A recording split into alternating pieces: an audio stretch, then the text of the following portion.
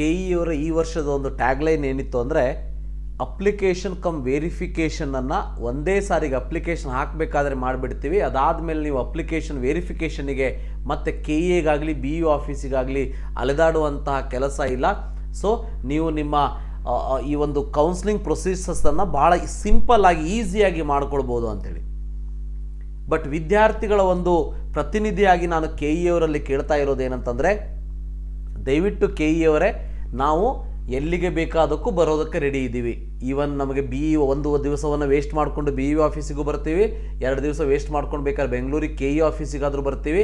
ನಮಗೆ document verification ಸಪ್ರೇಟಾಗಿ ಮಾಡಿದರೂ ಕೂಡ ಪರವಾಗಿಲ್ಲ. ಬಟ್ ನಮಗೆ ಈಗ ಅಪ್ಲಿಕೇಶನ್ ಹಾಕುವಂಥ ಸಂದರ್ಭದಲ್ಲಿ ಈ ವೆರಿಫಿಕೇಷನ್ ಕಮ್ ಈ ಒಂದು ಅಪ್ಲಿಕೇಶನ್ ಮಾಡ್ಯೂಲ್ ಏನಿದೆ ಇದರ ಒಂದು ಕೆಲವೊಂದಷ್ಟು ಬದಲಾವಣೆ ಈ ವರ್ಷ ಬಂದಿರುವಂಥ ಕಾರಣಕ್ಕಾಗಿ ಬಹಳಷ್ಟು ವಿದ್ಯಾರ್ಥಿಗಳು ಪ್ರಾಬ್ಲಮ್ಮನ್ನು ಅನುಭವಿಸ್ತಾ ಇದ್ದಾರೆ. ಆ ಒಂದು ಪ್ರಾಬ್ಲಮ್ಮಿಗೆ ಸೊಲ್ಯೂಷನನ್ನು ಕೊಡಿ.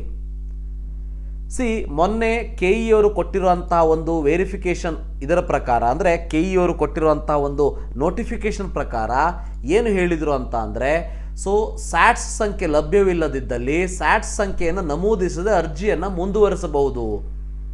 ಫಸ್ಟ್ ಡೇ ಅದನ್ನು ಕಂಪಲ್ಸರಿ ಮಾಡಿದರು, ಕಡೆಗೆ ಕೆಲವೊಂದಷ್ಟು ದಿವಸ ಆದ ಮೇಲೆ ಅದನ್ನು ಆಪ್ಷನಲ್ ಅಂತ ಮಾಡಿದರು. ಕೆ ಇ ಎ ನಂಬರ್ ಅಂದರೆ ಸ್ಯಾಟ್ಸ್ ನಂಬರ್ ಇಲ್ಲದೇನೂ ಕೂಡ ಮುಂದೆ ಹೋಗೋದಕ್ಕೆ ಅವಕಾಶವನ್ನು ಮಾಡಿಕೊಟ್ಟಿದ್ರು.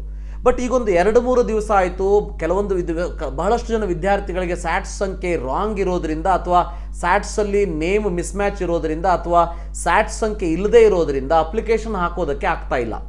ಅಪ್ಲಿಕೇಶನ್ ಹಾಕೋದಕ್ಕೆ ಹೋದಾಗ ಈ ರೀತಿಯಾಗಿ ಪ್ರಾಬ್ಲಮ್ ಬರ್ತಾ ಇದೆ. Following field should not be empty, recheck and enter correct ಸ್ಯಾಟ್ಸ್ number ಅಂತ.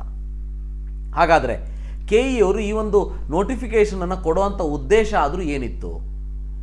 ಇದರಲ್ಲಿ ಏನು ಹೇಳಿದ್ದಾರೆ, ಸ್ಯಾಟ್ಸ್ ಮಾಹಿತಿ ಅಪ್ಡೇಟ್ ಆಗದೇ ಇರಬಹುದು, ಬೋರ್ಡ್ಗಳು ಬದಲಾವಣೆ ಆಗಿರ್ಬೋದು, ಒಂದಕ್ಕಿಂತ ಹೆಚ್ಚು ಬೋರ್ಡಲ್ಲಿ ವ್ಯಾಸಂಗ ಮಾಡಿರ್ಬೋದು. ಇವೆಲ್ಲ ಕಾರಣಕ್ಕಾಗಿ ಸ್ಯಾಟ್ಸ್ ಸಂಖ್ಯೆ ಒಂದು ವಿದ್ಯಾರ್ಥಿಗಳಿಗೆ ಸಿಗದೇ ಇರಬಹುದು. ಸಿಗದೇ ಇರುವಂಥ ಸಂದರ್ಭದಲ್ಲಿ ಸ್ಯಾಟ್ಸ್ ಸಂಖ್ಯೆ ಹಾಕದೇನು ನಾವು ಅಪ್ಲಿಕೇಶನ್ ಹಾಕೋದಕ್ಕೆ ಬಿಡ್ತೀವಿ. ನೀವು ಆ ಒಂದು ರಿಜಿಸ್ಟ್ರೇಷನ್ ಫಸ್ಟ್ ಪೇಜನ್ನು ಓಪನ್ ಮಾಡಿದಾಗಲೂ ಕೂಡ ಸ್ಯಾಟ್ಸ್ ಸಂಖ್ಯೆ ಅಂತ ಬಂದಾಗ ಬ್ರ್ಯಾಕೆಟಲ್ಲಿ ಆಪ್ಷನಲ್ ಅಂತ ಕೊಟ್ಟಿದ್ದಾರೆ. ಅದಕ್ಕೆ ಒಂದು ರೆಡ್ ಸ್ಟಾರನ್ನು ಕೂಡ ಕೊಟ್ಟಿಲ್ಲ ಕಂಪಲ್ಸರಿ ಅಂಥೇಳಿ. ಆದರೂ ಕೂಡ ರಿಜಿಸ್ಟ್ರೇಷನ್ ಭಾಳಷ್ಟು ಜನ ವಿದ್ಯಾರ್ಥಿಗಳಿಗೆ ಆಗ್ತಾ ಇಲ್ಲ. ಇದರಲ್ಲಿ ಏನೋ ಸಾಫ್ಟ್ವೇರ್ ಪ್ರಾಬ್ಲಮ್ ಆಗ್ತಾ ಇದೆ. ಕೆ ಇ ಅವರು ದಯವಿಟ್ಟು ಇದರ ಬಗ್ಗೆ ಗಮನ ಹರಿಸಬೇಕು. ಈ ರೀತಿಯಾಗಿ ಮೆಸೇಜ್ ಬರ್ತಾ ಇದೆ, following field should not be empty ಅಂತೇಳಿ. ಇದನ್ನು ಸಾಲ್ಯೂಷನ್ ಆದಷ್ಟು ಬೇಗ ಕೆ ಇ ಅವರು ಕೊಡೋ ಹಾಗೆ ಆಗಲಿ. ಮತ್ತು ಕೆ ಇ ಅವರ ವೆಬ್ಸೈಟ್ ಏನಿದೆ ಅದು ಇವತ್ತೂ ಕೂಡ ಚಾಲ್ತಿಯಲ್ಲಿ ಇಲ್ಲ. ನೀವು ಯಾವುದೋ ಒಂದು ರಿಜಿಸ್ಟರ್ ನಂಬರ್ನ ಹಾಕಿದ ತಕ್ಷಣ ಈ ರೀತಿಯಾಗಿ ಬರ್ತಾ ಇದೆ, home page modify this template ಏನೇನೋ ಬರ್ತಾ ಇದೆ. ನಿಮ್ಮ ಒಂದು ಅಪ್ಲಿಕೇಶನ್ ಏನಿದೆ ಅದು ಹಾಕೋದಕ್ಕೆ ಸಾಧ್ಯ ಆಗ್ತಾ ಇಲ್ಲ. ವರಿ ಮಾಡ್ಕೊಳ್ಳೋಂಥ ಅವಶ್ಯಕತೆ ಇಲ್ಲ, ಯಾಕಂದರೆ 20ನೇ ತಾರೀಕು ತನಕ ಡೇಟನ್ನು ಎಕ್ಸ್ಟೆಂಡ್ ಮಾಡಿದ್ದಾರೆ. ಕೆಲವೊಂದಷ್ಟು ಪ್ರಾಬ್ಲಮ್ಗಳು ಏನು ಬರ್ತಾ ಇದೆ ಅದನ್ನು ಇವರು ಸಾಲ್ವ್ ಮಾಡ್ಬೋದು.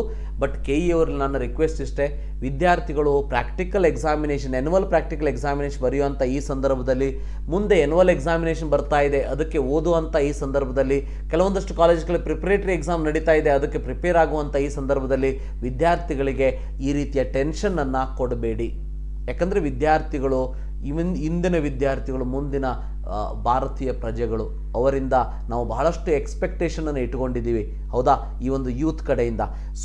ಆದರೆ ಅವರ ಒಂದು ಮನಸ್ಸಿನಲ್ಲಿ ಈ ರೀತಿ ಟೆನ್ಷನನ್ನು ಕೊಟ್ಟುಬಿಟ್ರೆ ಅವರ ಒಂದು ಕಾನ್ಸಂಟ್ರೇಷನ್ ಎಕ್ಸಾಮಿನೇಷನ್ ಮೇಲೆ ಇರೋದಿಲ್ಲ. ಬಹಳಷ್ಟು ಜನ ಪೇರೆಂಟ್ಸ್ಗಳು, ವಿದ್ಯಾರ್ಥಿಗಳಿಗಿಂತ ಜಾಸ್ತಿ ಪೇರೆಂಟ್ಸ್ಗಳು ಟೆನ್ಷನ್ ಆಗ್ತಾ ಇದ್ದಾರೆ.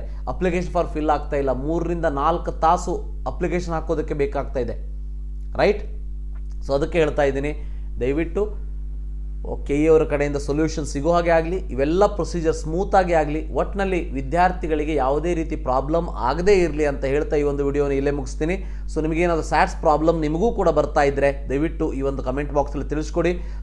ಕೆ ಇ ಅವರಿಗೆ ಈ ಒಂದು ನ್ಯೂಸ್ ಅಥವಾ ಸುದ್ದಿ ಮುಟ್ಲಿ ಅಂತೇಳಿ ಹೇಳ್ತೀನಿ. Thank you. Have a nice day.